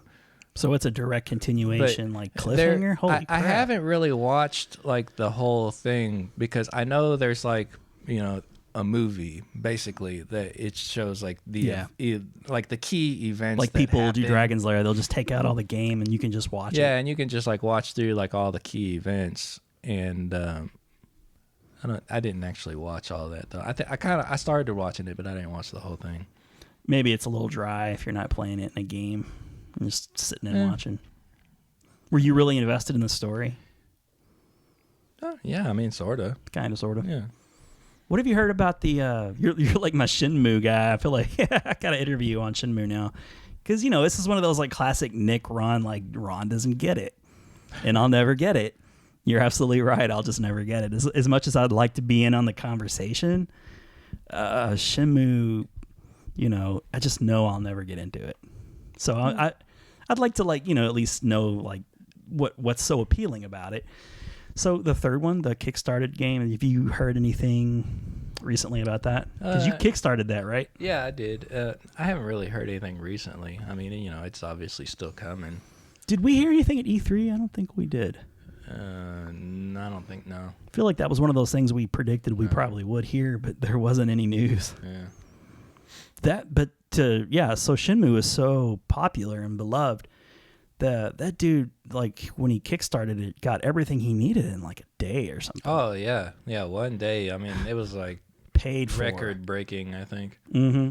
So that goes to show right there, and I'm pretty sure that Shenmue remastered. There's like collection's pretty well. There's fighting received. portions in it that it's just like Virtua Fighter. Oh yeah. Yeah, like when you start getting into a fight with somebody, it'll kind of like the camera swings over like it's a Virtua Fighter kind of a thing. And you just like punch. It doesn't have like life bars pop up like round one fight, breaking that third wall big time. I mean, it doesn't do that. Okay. But yeah, I mean, he's got moves Scott like Pilgrim. like Akira, like from Virtua Fighter, that he does different things. Does he have a motorcycle or anything that he rides around on? I feel like I've seen. He's got a mentioned forklift. I'm in a forklift. It's just stylish to get around on. Not really in the game. No, wait, you said, do you work as a forklift operator in the game? Yeah, later on. That's one of the things you do in the game? Yeah, that's kind of near the end of the game that like I've gotten to like when I first played it, but I haven't gotten to that point yet, like on the re-release. But yeah, you've got to like earn money, and it's also kind of a way because you got to end up going to China, and so you're earning money to get a ticket for the boat to China, basically. And where does the game start out? Japan, okay. Duh. Gotcha. And it's cool to see it get like new life on like something like PlayStation 4. When you play it now, the controls are like so dated that it's kind of a chore. But how does he move around? Is it like on a grid? It's kind of like those tank controls like you were talking about with like, Resident Evil. I mean, that's just how games were back then. Yeah. It's different now. And so, before it was like, you didn't really even think anything of it because you didn't know any different. You were so amazed you were even in a immersive world to begin with, right? I mean, you sit there, like when you first start the game, like just spend the first like 15 minutes just looking in his room, like opening all the drawers and everything. Oh, yeah? Like, oh, yeah, okay, there's You socks. can interact with all that stuff. Yeah, you open like every single drawer and you'll find like, oh, hey, batteries and hell, I got batteries apparently. Here's a cassette, Cool. And open the cabinets and everything. And so I guess people just give you. Then you can walk out into the little living room and open the cabinet and here's a Sega Saturn. And you put that up on the TV. What? Yeah, you make it. There's a little Saturn in it. You can't play on it. Yeah. Like you can't play a game, but not like Animal Crossing. Yeah, he'll pull it like out of the cabinet and like set it up on top of the TV. And What this in there? no, there's my Saturn. And cool. Yeah, neat. No, thanks for sharing, more about like information on Shenmue. Like, it's just one of those things that just eludes me. It's a very popular thing that has just eluded me. And I don't know if it's just, I'm not hugely into the, like Japanese culture like a lot of video gamers are. Yeah, and I think that's a lot of it too. It's really cool. Just kind of. I just prefer like the Western, gaming environments, I guess. Maybe that. I mean, I can appreciate there's certain things about Japanese culture I think is very cool. But, like mech suits is really cool, and like ninja stuff's really cool. Yeah, there's no mech suits. I know. There's a mech suit? Like Voltron or whatever. That'd be amazing.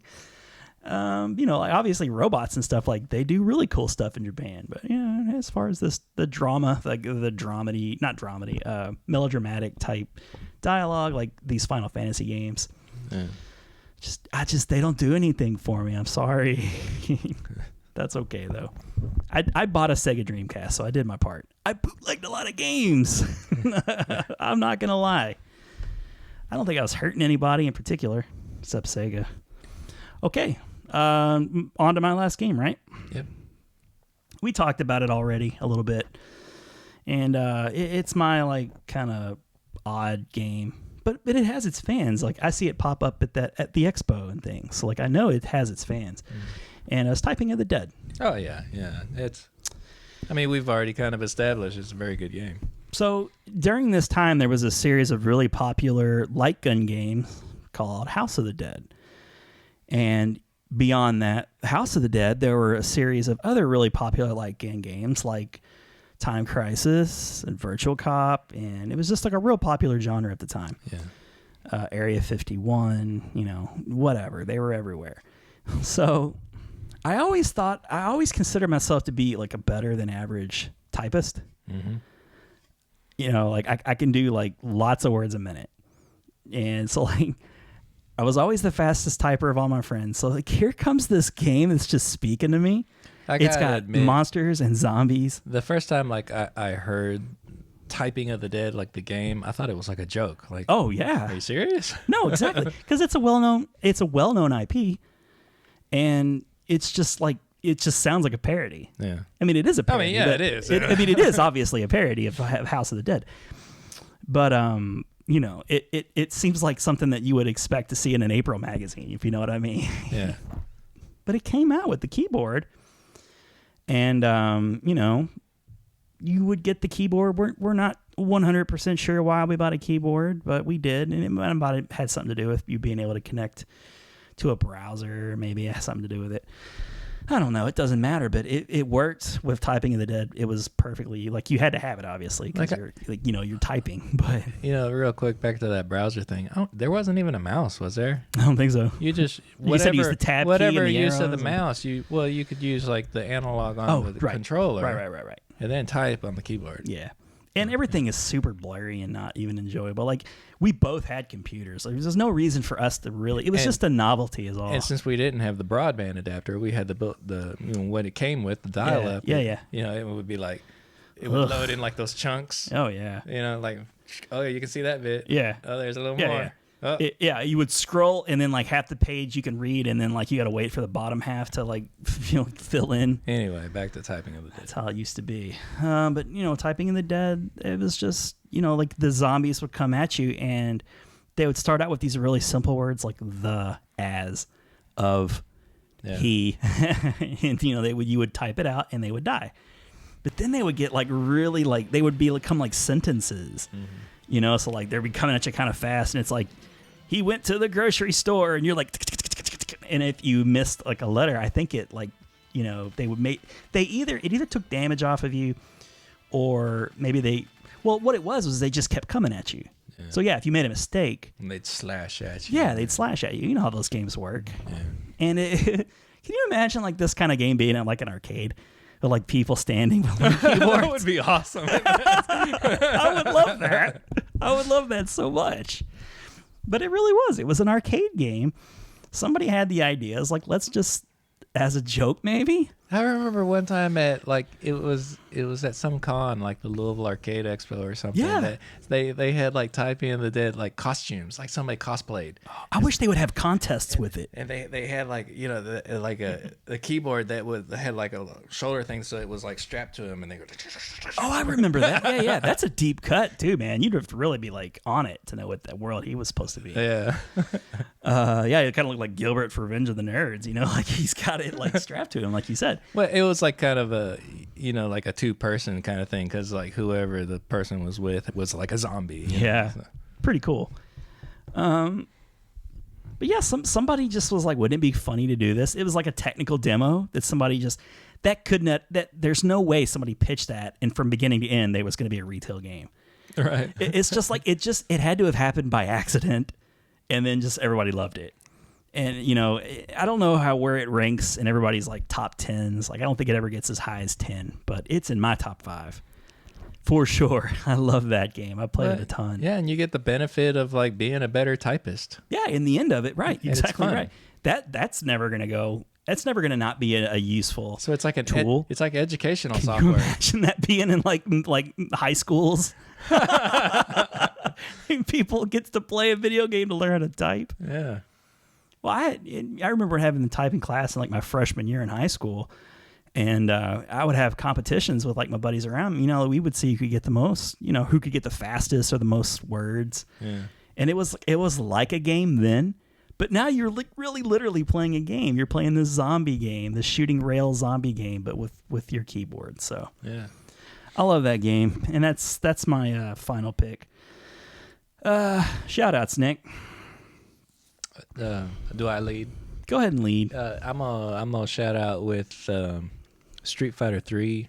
Both the because like all the Street Fighter 3 games came out on Dreamcast, and if I remember correctly, like at the time, that's all they were. It wasn't on like any other console at the time. Is that right? Obviously, they've come out like on everything in the world after that.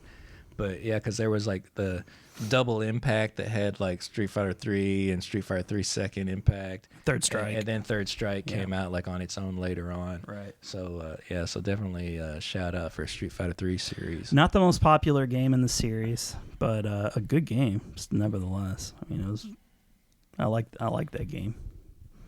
Street Fighter 3 is what I'm talking about. Oh, Third Strike definitely the best of. Oh yeah. Well, Third Strike, there's no doubt, was the best, but I just mean like in the series of Street Fighter, I feel like 3 is kind of like the one that most people don't. I mean, other than the 1, I don't know if it's because they took so long to get there because it was like such a big deal at the time. Like, oh my God, Capcom finally countered the 3 because there was like 5 or 6 like Street Fighter 2s at the time. Champions Edition, Turbo Edition, Super Turbo Edition. Like all those games.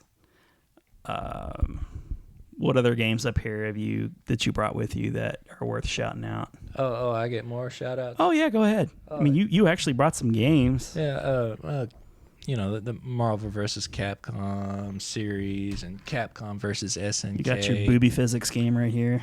Oh yeah, Dead or Alive. Is this one of the games that had the code that like gave you more bounce? I think so. I don't know. Yeah. These were always sort of like... I remember in the first game on PlayStation, I think it was PlayStation, it was actually in the options. It literally said boob bounce. And you could turn it on or off, toggle on, off, boob bounce. It's where we used to be, guys. That's what used to sell the game. And it was just like so ridiculous then too. Yeah, they weren't there was no boobs in the world that bounced like those. They were just crazy mess. Just they would like never stop. Big, sloppy. Yeah. Bobble boobs. I mean, it's like a waterbed that would just like... What was it about these guys? Because they came out with that beach, the volleyball game or whatever. Yeah. It was just like a thinly veiled excuse to have like... I actually never have played the volleyball game. I did. I remember playing it because it was I think it came out on Xbox first or something, and there weren't a lot of games except for Halo that I would play on Xbox. So I remember that game.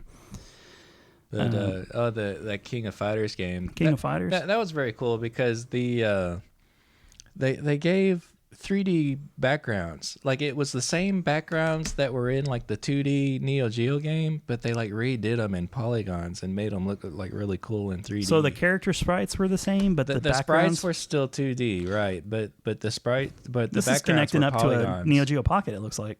Oh yeah, it had some kind of feature that it would do that, but I don't remember exactly what it did. Huh. Pretty cool. And it's just, Sega, they had some neat little peripherals that you could... But, and Capcom versus SNK, I love that. You were asking if there was a version of a game that was better on Dreamcast. Street Fighter Alpha 3 also, I feel like it had like a lot more different modes in it that just did a lot of things that the other versions didn't do. What kind of modes? Other than arcade and... I don't even remember. I just remember like the title screen had like 20 different options, it seems like, that you just could do all kinds of stuff in it. I don't even, like there was a world tour mode, and I don't even remember everything. It's cool. Just a lot of stuff. Cool. How did you feel like the games played, like fighting games, on the controller? Because we haven't really talked about the controller at all. Other than the VMU. I mean, it was fine. I did have like that arcade stick, and that was nice. So you had an arcade stick for your fighting games. Okay.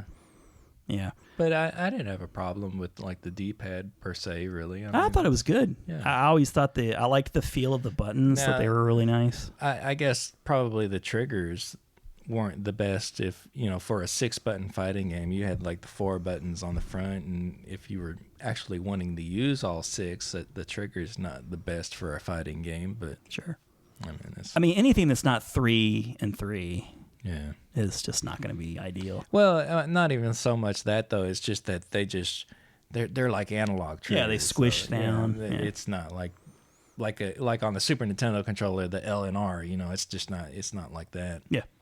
Oh, yeah. So let me see here. A couple of shout-outs that I'll mention. So I used to really dig shooting games in the TurboGrafx era and even in the Sega Genesis era. Bullet hell games, or shmups, if you're, more current contemporary name for it. Capcom had a couple of really good ones. One was called Gigawing. Oh, yeah. I remember that. Then there was a sequel that was really good, Gigawing 2. It was so good. And Mars Matrix was another one that was really cool. I vaguely remember that name. I don't really remember the game though. You know that Sky Cruiser game or whatever? The guys that are local. It's like Sky Cursor. Yeah. it kind of reminds me of that in a way, where like you had like a couple of different attacks. You know, like they have like the shotgun attack where you get right up on somebody and like you get the close range. It had something like that. It was really fun. I really dug it. Virtual tennis, which may seem kind of like a weird choice, but it during this period, and I'm talking like, N64 had like Mario Tennis, and a lot of my interests for these sports games that weren't football or basketball or baseball were from like Mario games, like the golf and the tennis and oh man, so many good old days of Mario golf. It really kind of like made me interested in the sport, and the virtual tennis game was so good. Like the graphics, I was watching a video just the other day on virtual tennis, and it still looked really good. Yeah, like it held up like insanely well. And I remember like playing those even like on my iPhone and stuff like later, like ports of it, I guess. That's cool. So it had real high replayability, and it was real challenging and fun. And I don't think it had I can't remember if it had real players or not. Not that I would have known too many of them, but it looked great. It was very realistic. It was like so different from the cartoony Mario style. But tennis is tennis, right? So it was there. All the reflexes and stuff were the same. Power Stone, I guess, deserves kind of a shout out. Very, very Dreamcasty series. Mm-hmm. Yeah. Capcom once again. Real bright and colorful, up to 4 players, and you go all over the map. Yeah. So that was so unique. Good party game. Good party game. Kind of like I guess you could maybe compare it to Smash Brothers a little bit. Yeah. Yeah. Real similar to Smash Brothers. Yeah. But with that Capcom flair, the fighting game flair, the touches, the nice little touches they give. Running away from like the backgrounds a lot. I mean, some of the Smash Brothers, boards kind of do that kind of a thing. Yeah. But absolutely. That was like always good. In fact, that's so probably chaotic. Why I'm connecting them so much, because Smash Brothers, other than that, is like very like on the same plane. Yeah. But you're interacting with the background so much, and Power Stone, you were on like more of a 3D plane. It's kind of an isometric kind of perspective. Yep. And it was just like you're constantly on the move. Oh, yeah. You're like trying to punch and kick the people while you're running, but you're constantly on the move. It was nothing like their other huge fighting games like Street Fighter, where it was very technical. Like it was real phonetic and arcade-like. Well, I mean, Street Fighter's arcade, but you know what I mean. Yeah. Very Smash Brothers-like in that respect. You could probably get very, very good at it and cut somebody down real easy who's no good at it, but I don't really know anybody that got that great at it, so everybody was just sort of on the same playing level. Yeah. And you just smash buttons and hey, look what cool things are happening here. Yeah. That's all the shout outs I got. Yeah. Well, that was the swan song for Sega. The Sega Dreamcast. It's about to turn 20 years old. Yeah. I need a Dreamcast classic. I don't think Sega will do that. No. They can't even get the Genesis right, which should be a home run for them. Well, I guess to be fair, though, I mean, it's not really Sega that put out that little Genesis thing. I mean, that's like another company, right? Yeah, it's not. I don't think so, but they announced it, didn't they? Didn't Sega announce like a mini? At like pre-E3. Oh, I do kind of remember rumors of that. I was thinking that you were talking about the thing that has already been released. That's like like little Genesis thing with like however many games in it. I was definitely that not they've been counting selling for years and years at like Walmart and Target and whatever. But would it be much different? No, but it wouldn't. It wouldn't be much different at all. If it was maybe they would put a more loving interface to it, or I mean, I don't. If it was like more official, I'd probably get one. I'd love to get like a little original, like not the Genesis that I have now, but like that first model. The things that I've seen like thus far, though, I just kind of see it at Target or whatever, and I'm like, eh. I had high hopes for that HD one, the one that like does like 720 or. One of them actually kind of looked like the console. One of them plays the cartridges. And played the cartridges, but I read a review that it's pretty poor review. Yeah, 'Cause I was something kinda, you told me turned me off. Yeah, I was from it. kind of interested in that one until like I read that review. I was like, oh, I guess it's not worth it. It must not be great because I feel like you can get them pretty cheap nowadays, and they're probably getting clearanced out. But yeah, Sega, where's the Genesis Mini? Nintendo can't be the only. Is Nintendo just going to be the only people to be able to do the mini consoles right? Yeah, like they're the only company that seems to be getting the handhelds right. I mean, I know your opinion of the PlayStation one, but I canceled my pre-order. I finally canceled it. I think that comes out like any day now, doesn't it? It comes out next week. Like I got like an email from Best Buy because I pre-ordered it from Best Buy, and for like days and days, like I was toying with like, do I want to keep this or not? I mean, the only reason I want it now is to hope that it gets hacked and put my own stuff on it. I gotta admit, I really, really hope it does. Yeah. It's kind of a shame to say that, but yeah. Well, if they don't give a damn, but let us do what we want to do with it. I want to be able to put the games that I like. I want to customize it to like my needs. The sheer amount of like not like giving a crap that they put into this system, the PAL game thinks it was it. Oh yeah, I remember reading that. 9 of the 20 games are the PAL versions. Not even the American version. Yeah, of the game. and that's fine if you're in a PAL region, but if you're like us, for the most part, I mean the game is the same, but slower. The frames per second are slower. Yeah, slower. It's noticeably slower. And it's stupid because why couldn't they just put the right ROMs on it? I mean, it just seems like they don't. I don't think did Sony just not do this system, and they outsourced it to just like the cheapest person who would do it for them? Like it, the first blow was like the release list of the games. And yeah, it's like what? There's no. Oh, with no Castlevania, it was just like no Symphony of the Night, no Crash. Yeah, my jaw just dropped. That was unforgivable because I want to play Symphony of the Night. I don't really care to play Crash again. Parappa the Rapper? Yeah. None of that stuff. So weird. Bizarre. But yeah, I went ahead and because I was getting an email saying it's about to ship. And I was like, nope. I just went cancel order. You can keep it. I'm not there's a chance I might get this thing at a discounted price. I just don't see these flying off shelves. Do you? No. I don't know. Didn't it just seem like it might be another one of those like Genesis things that you just see at Target, not even behind a case anymore, just sitting out? I don't know. Or are there so many hardcore Sony fans they'll buy it no matter what? It definitely doesn't seem like the NES Classic kind of, that interface, that cheapo interface. Yeah, I mean, like the NES and the Super NES Classic, the interface, I mean, it just seems like it's like built with love and, it's got like the little fun music. It's charming. And stuff. It's charming. Yeah. And cute little music, like little things like... That's what I was disappointed with the Neo Geo Mini with its interface too, when I was just like, you push over and it's like, bonk, bonk. Yeah. Like, that's it?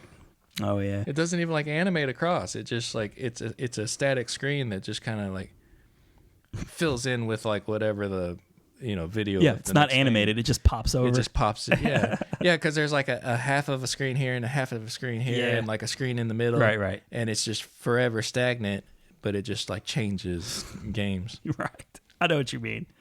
You know it's coming next, but it doesn't animate. Yeah. It just kind of becomes that game.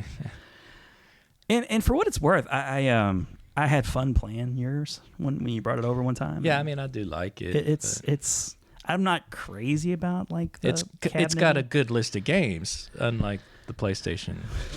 It's pathetic, man. And I'm starting to really believe now that there's not even going to be an N64 Classic. I feel like the longer we waited, and now we're past the Christmas season or whatever, like I feel like maybe it's not happening, and then all these leaks and stuff were just clickbaity articles, and it seemed to me that people read into things, like people will read into news, like if Nintendo patents, like repatents something of theirs, like they did the same thing with the Game Boy after the SNES Classic came out. Yeah, I remember that next thing they patented was a classic Game Boy. And all the news articles were like, oh, Game Boy Classic, it's the next one. And I fell into that too. Yeah, I'm forever like, I'll believe it when I see it. I know you are. I'm always like hopeful that, and you know, like now I'm just going to become a curmudgeon. Like, screw it. Nobody gives a crap. Only Nintendo seems to realize that, you know, it's that love of those characters and games is what's keeping them, you know, relevant to this day. And they're taking care of that. They're satisfying that particular need at least. Yeah. So, you know, good on them for that. All right. Well, that's the end of our show. We are, I'm going to have to go through the one thing. So yeah, we have a YouTube channel. You could find us at youtube.com/BitGeek, where we have all of our podcasts where you can actually see me and Nick. But if you don't want to sit at your computer or sit on the toilet watching YouTube while you're going to the bathroom, whatever it is you do when you watch YouTube videos, you could check us out. TMI. You don't look at your phone when you go to the bathroom? I do. All right. TMI. Anyways, you can also just check us out on your audio feeds like iTunes. You can check us out with Spotify, Google's. You know where to find us. We have a Facebook page. You can find us on facebook.com/thebitgeeks, where Nick's going to post a picture of the ChuChu Rocket. The fuzzy ChuChu Rocket back of the box. Poor image quality of ChuChu Rocket. You can find us on Twitter at BitGeek Podcast. You can find me at Ron Avis. And I'm at Nicholas J. Wright. And we've been the BitGeek Podcast. Thanks for joining us for our tribute to the Dreamcast. See you next time. See ya. Just like the crappy battery in my VMU. I miss the games with girls dancing up in outer space, or talking to a fish that somehow got a human face. It's like Sonic Adventure and Power Stone, Crazy Taxi, Shenmue, and Soul Calibur, Tom Clancy's Rainbow Six, and Jacquard Radio. Whoa, where the hell's my Castlevania? Ain't nothing but a Dreamcast, baby. Sega is the company that makes me. After 4 years and nobody plays me. Hey, shut up, Dreamcast. Why don't you make me?